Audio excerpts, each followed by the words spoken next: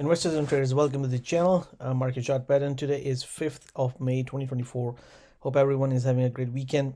In this video segment, we are going to take a look at the financial stocks, starting with the ETFs such as the KRE, which is the regional banking ETF. Then we'll take a look at XLF and key US banking stocks such as Goldman Sachs, JPMorgan, Wells Fargo, Morgan Stanley, Bank of America, etc. As always, this video is for educational purposes only and it's not financial advice. I'll try to be quick and try to make a shorter video. So some of the patterns I'm not going to go through in detail as I usually do, because the videos get pretty long, and I have to make quite a few other videos as well. Okay, so this is excuse me, the pattern that we had been watching in the KRE. It is the regional banking ETF, and when we had done the video last week, we were really watching for this 50% level, because you can see for several weeks, in fact it's been a few months, the market is just really respecting this level. And what we were talking about was, look at this trend line.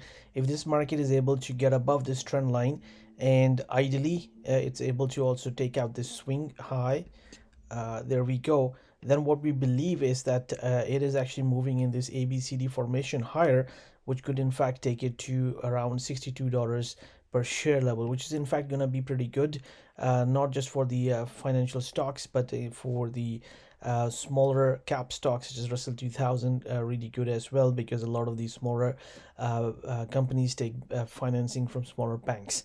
And on the flip side, moving on to the daily chart, we were also watching for this pattern formation, that if this level was to break, which is the 45.65 and labeled as the point D around here, this is the point D, then the possibility was the stock might in fact be doing an ABCD with a further downside target of around 41 or $42 per share level, which was actually going to make this shaded area pattern, and it's a really nice bullish pattern in fact. And we have these rising bottoms as well, or higher highs pattern formation.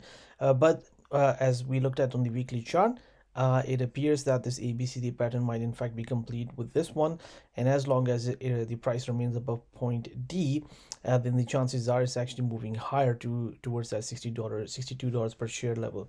Now we'll just move to move to the XLF. Here we go. I'm gonna move to the weekly chart first. So this is the weekly chart of XLF, which is the Spider Select Fund ETF for the financials. And here, one of the things that we had been watching for has been a possibility for a potential double top formation. And in fact, this is what we have seen for a number of weeks. It's been more than a month that the price has actually pulled back. Now, the key question is whether the price will keep on pulling back, or whether the market is actually ready to actually start moving to the upside. So this is what we're going to take a look at on the daily chart. But what we can also see is that the market has retraced pretty much to the 20-week moving average, and there is plenty of support underneath that, because you can see this is where the 200-week moving average is, and look at where the 20-week moving average is. So there's a fair amount of gap in between that. So the trend really begins to pick up when there is, like, these two averages begin to diverge, because this is the shorter term, this is longer term, it takes much longer to move. So there is a really nice fair amount of support. Having said that, the 38.2% retracement comes around 37.65, something we need to keep in mind. So now if we move to the daily chart, what we are looking at is, let me actually blow it up.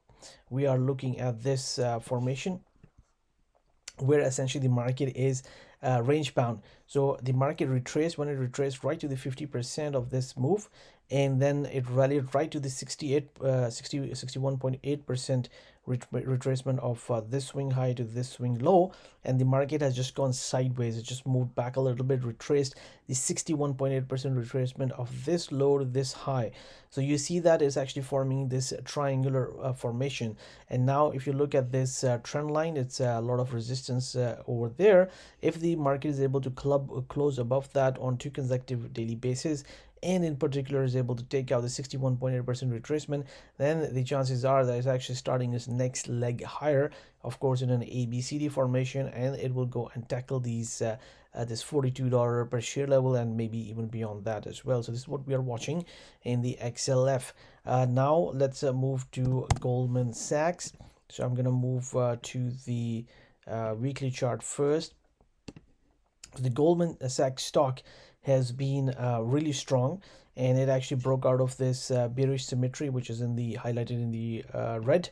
I'm not going to talk about what the bearish symmetry is, something which we have discussed many times. In fact, I think I'll do a special video about it and make some tutorials for the subscribers, because it's something really powerful as well.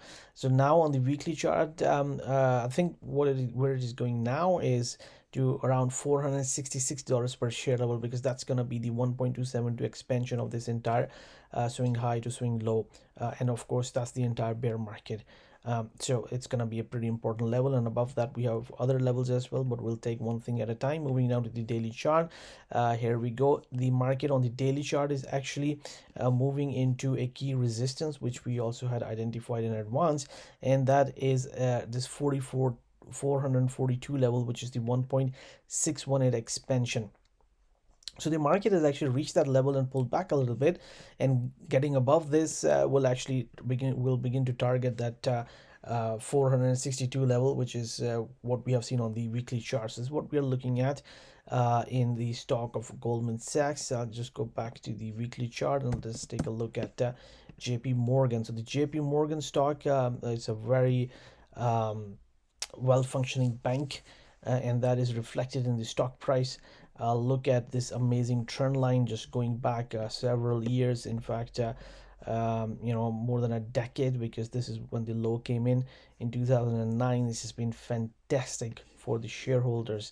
Okay, so here we have this big nice ABCD formation which completed, and now the big question is that and it started its pullback, whether the pullback is likely to continue or not.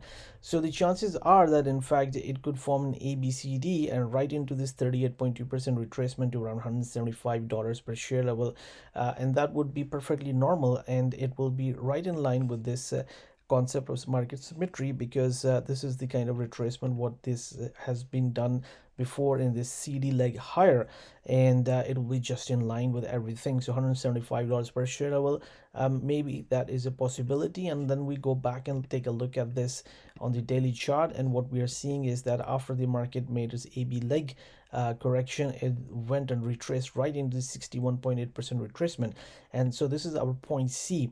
And if we just project AB from the point C, we get into this $175 per share level as well. So you look at it from the market symmetry perspective, you look at it from the retracement perspective, i.e. 38.2% retracement, or from the pattern ABCD formation. We have a lot of confluence coming around the $175 per share level, so it's going to be a pretty strong support should the stock get there. Okay, then we'll take a really quick look at the Bank of America. So the Bank of America stock is actually one of our favorite banking stocks because of the longer term patterns or the cycles that are operating in this market. It's just it did a little bit of retracement and now kind of a double top formation here, so just trading sideways on the daily chart. But if we look at it on the weekly chart, here we go, what we see is that this market retraced right into this this level, which is structural support right here, and assuming that being a low or point C, we have A, B, C, D, which in fact could take the stock to as high as $40.50 is something what we are looking at. But the key thing to note is the market really needs to get above this swing high to be able to target the 61.8% retracement, and that could be a pretty strong resistance level. But if it is able to get above that, then I think the market is really heading for $50 and beyond. So we remain fairly positive for this stock longer term. Now let's take a look at Wells Fargo.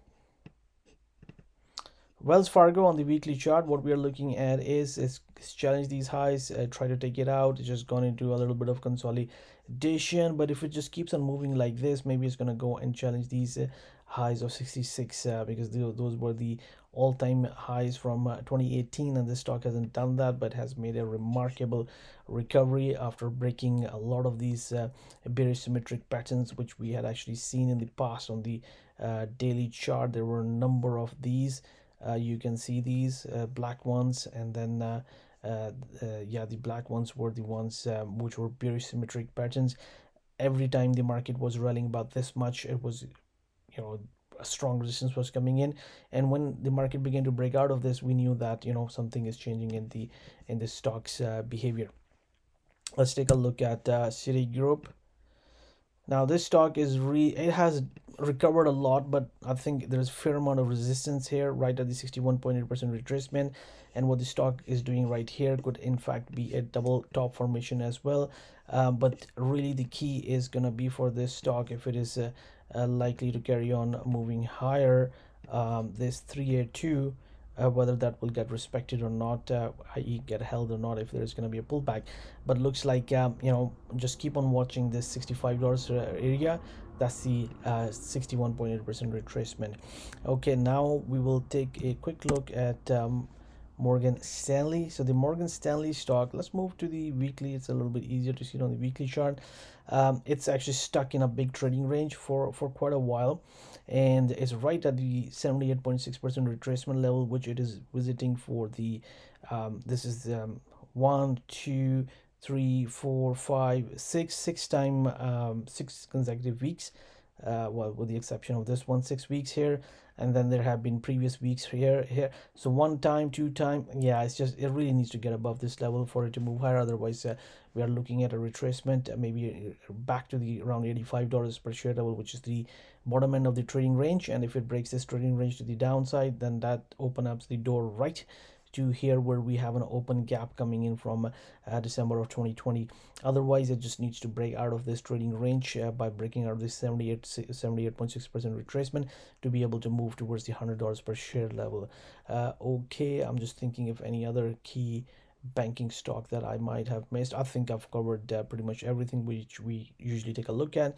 So thank you very much for watching the video. Good luck, good trading.